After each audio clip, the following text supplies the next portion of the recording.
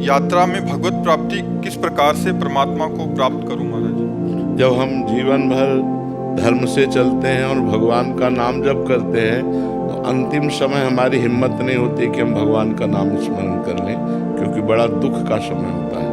कफ पित्त बात सब बढ़ जाता है, मूर्छा जाती है, भारी पीड़ा होती है। तो जीवन भर जो हम कर्म करते हैं उस समय वही स्मृति में आता है, क्योंकि परिणाम बनेगा ना। और जीवन भर भजन किया है तो अंतिम समय आ जाएगा राधा राधा राधा, अब वो चला गया, भगवान को प्राप्त हो गया। इसीलिए जीवन भर बहुत डरा जाता है कि हमसे कोई पाप न हो, हमारे द्वारा किसी को दुख न पहुंचे, हम अच्छे से भजन करें जिससे हमारा अंतिम फाइनल अच्छा बने। जैसे साल भर बच्चा पढ़ता है तो फाइनल के लिए ही तो पढ़ता है कि हमारा फाइनल अच्छा आवे, और वही बुद्धिमान है जो फाइनल के विषय में सोचे।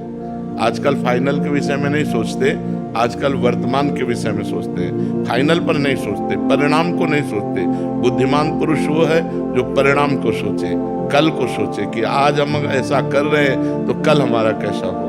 तो ऐसे ही जो जीवन भर धर्म से चलते हैं, भजन करते हैं, तो अंतिम समय भगवान उनकी स्मृति बन जाते हैं और वो भगवान को प्राप्त होते हैं। और जो भगवान से जुड़े नहीं हैं, चित्त भगवान में नहीं जोड़ा, भगवान के शरणागत नहीं हुए, तो फिर उनको अंतिम समय संसार का चिंतन होता है। जैसे भरत जी महाराज भगवान की प्राप्ति के लिए, ऋषभ देव जी के पुत्र भरत जी महाराज भगवान की प्राप्ति के लिए अपने राज्य को छोड़ा, अपने पुत्र परिवार को छोड़ा, वो गंडकी नदी के किनारे एकांत में भजन करने लगे।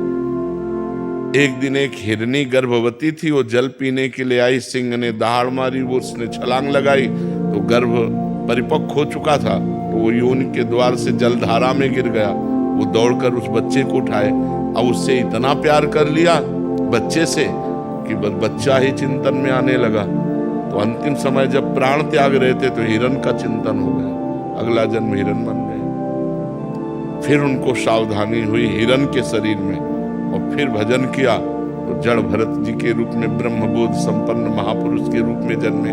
तो ये बहुत सूक्ष्म विषय है कि हमारा अंतिम चिंतन भगवान का बन जाए। ये केवल भगवान की कृपा से ही संभव है। इसलिए खूब नाम जप करे, भगवान की कथा सुने, भगवान का चिंतन करे, जिससे हमारा अंतिम समय भगवान का चिंतन हो जाए। अनुभव जी,